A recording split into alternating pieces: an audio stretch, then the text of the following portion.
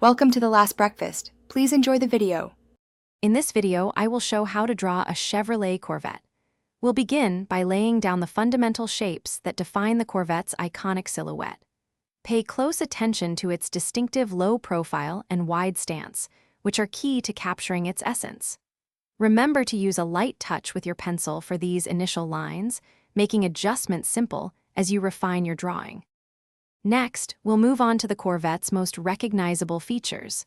Focus on the aggressive front grille and the sharp, angular headlights that give it character.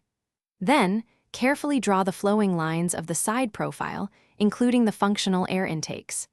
Don't forget the distinctive rear taillights and the powerful quad exhaust pipes, which complete its sporty look. Hey everyone, if you're finding this guide helpful, please hit that subscribe button and give us a like. On another note, if you're looking to truly change how you think about money, I highly recommend The Simple Path to Wealth *. It's a fantastic book. You can find the link to it, along with other great deals, in the description below.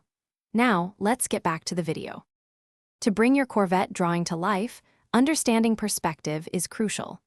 Decide whether to use 1-point or 2-point perspective to give your drawing a dynamic feel. Then, apply shading to create volume and show the car's curves and contours.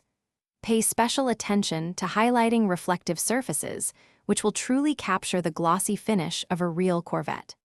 Now, let's focus on the wheels and tires, ensuring they are perfectly proportioned and show realistic tread patterns. Even if the interior isn't the main focus, adding subtle details visible through the windows can enhance realism. Always double-check that your wheels align correctly with the overall perspective of your Corvette, making it look grounded and powerful. Thanks for watching. If this was helpful, leave a like and consider subscribing. See you next time.